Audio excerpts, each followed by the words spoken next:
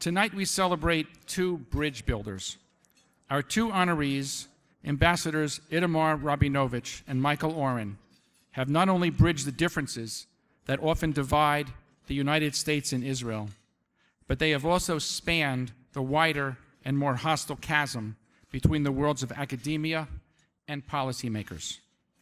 Working in the quiet, cloistered recesses of the research library, these two men have earned the deepest respect of fellow scholars. Working in the harsh, unforgiving light of Washington's policy debates, they have won the admiration of diplomats and the public for representing their country with dignity, depth, and devotion. David BenGurion once said, "In Israel, in order to be a realist, you must believe in miracles." My dear friend, Itamar Rabinovich follows in BenGurion's footsteps. Ever the realist, Itamar, too, has that unshakable belief that the impossible is always still possible. I remember the first time I met Itamar. He was the Israeli ambassador to the United States. He was traveling to, of all places, Tulsa, Oklahoma. He was coming to speak on behalf of AIPAC, and I was the dinner chair. Those of you who've traveled to Tulsa know that it's definitely not easy to get to Tulsa. He was stuck in Chicago, and each time his flight was postponed further, he would call me and say to me, "I am still committed to being there. If you still want me, I will be there." And indeed, he was. To this day, he still is. Itamar's devotion and perseverance are unmatched. As a student of Middle Eastern history, it would have been easy for Itamar to simply give up on the idea of peace. But when Prime Minister Rabin called upon him to leave the safe world of academia to take on the impossible task of making peace with Syria, he accepted the challenge. When the Prime Minister again asked him simultaneously to shoulder the burden of U.S.-Israel relations as ambassador to the United States, he again accepted.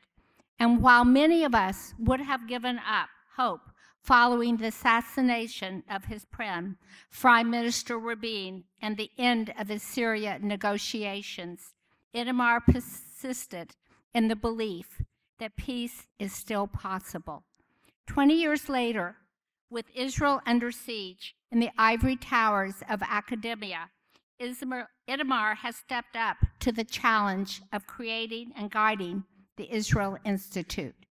Our foundation launched the Institute in 2012 to promote the study and the teaching of modern Israel around the world. I knew immediately we needed Itamar at the helm. We needed his brilliant mind and his diplomatic skills. We needed his poise, his incredible energy, his sense of humor, but most importantly of all, we needed his belief in miracles. Itamar, I am so proud to count you and Efrat as dear friends, trusted advisors, and respected colleagues. We need more dreamers and doers like you, people rooted in history, but with the vision, the courage, and the capability to bring about a brighter future. People who are optimists, not in spite of history, but optimistic because of history. Itamar, tonight we honor you as a scholar, a statesman, and as a leader, an inspiration to all of us. Mazel tov, I love you. This is indeed a wonderful evening and a great honor. On behalf of the trustees of the Washington Institute for Near East Policy, it is my pleasure to present the 2014 Scholar-Statesman Award to Itamar Rabinovich. Thank you. Thank you so much. Congratulations. Thank you. The very first thing I want to do this evening is to congratulate my friend, the president of the Washington Institute, the indefatigable Richard Abramson, on another very successful evening. the Washington Institute hadn't created or established its Scholar-Statesman Award, they would have had to create it now, because there would be no other way to honor Michael Oren. And I often think the best way to understand a man's character, his life trajectory, and his core values is to better understand his parents. Michael's dad is a member of our country's greatest generation. Not only did he take part in the D-Day landing at Normandy at the age of 20,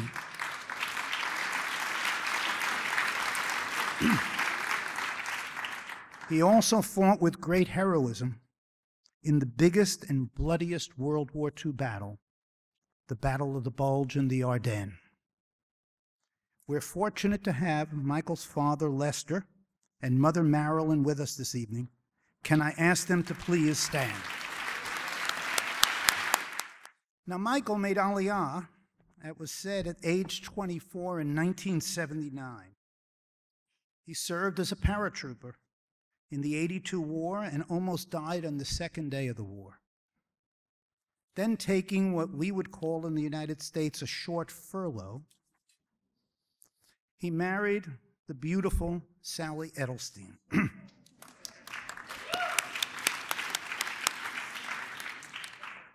Who, if you didn't know this is just a bit of trivia for the next time you play Trivia Pursuit. Jefferson Airplane wrote 2 songs about Sally Edelstein. It is true. When they came home from the wedding, like all Jewish couples, they immediately began the great Talmudic tradition of opening presents and counting money.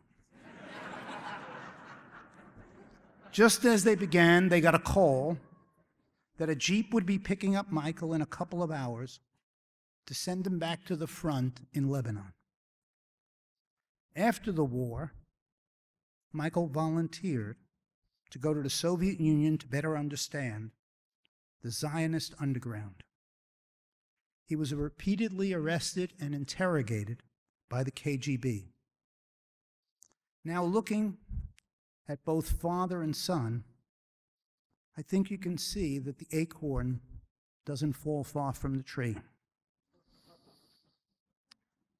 As for the Institute's Scholar-Statesman Award, as Dennis has said, Michael has written 2 of the most important books on the Middle East in the last 25 or 30 years. 6 Days of War, June 1967. If you haven't read it, buy it first. Even if you don't read it, buy it. But you should read it. Luminously written, it's a story in a classic Oren-esque style. It delivers not just a gripping account of how Israel destroys 286 Egyptian planes and 13 air bases in 100 minutes. But the book also paints a remarkable set of portraits of the heroes of that war. Heroes that have been many of them have been lost to history. Levi Eshkol, Yitzhak Rabin, Moshe Dayan, Yigal Allon, Abba Eban, and yes, Ariel Sharon. These were the men who made history at that critical moment in time. His next blockbuster was Power, Faith, and Fantasy, America in the Middle East, 1776 to the present. This work is indispensable, probably should be indispensable for every college student that really wants to know something about the history of the U.S. and the Middle East. If you want to understand something about it, this book is as interesting and as thoughtful as one can find. Our history in the Middle East didn't begin, you'll learn from Michael's work, with Roosevelt or Truman or Kennedy or Nixon, or the discovery of oil under the ground. It began roughly at the time that our nation did, with the Barbary pirates, about protecting America's interests in the world. And that basically continued through so many American administrations. As far as the statesman part of his life, in 2009, in an inspired action, Prime Minister Bibi Netanyahu appointed Michael Oren Israel's 17th ambassador to the United States. During his 4-year tenure, all within the time frame of the Obama administration, one of the most complicated and difficult periods, and that's to put it mildly in my book, for it has been the special relationship that the U.S. has had with Israel. Michael Oren was an elegant, sophisticated, and discreet diplomat, being able to navigate those shoals that were serious and the fault lines that had occurred. But while he was doing that, he also condemned in brilliant analysis the UN's notorious Goldstone Report, strengthened Israeli ties with many subsets of Americans, spoke out on campuses all over the country, many times at great personal risk, and constantly promoted, I'd say, the one most important thing: Israel's rights as a sovereign Jewish state. This man fulfills the highest standards of the Washington Institute's Scholar-Statesman Award.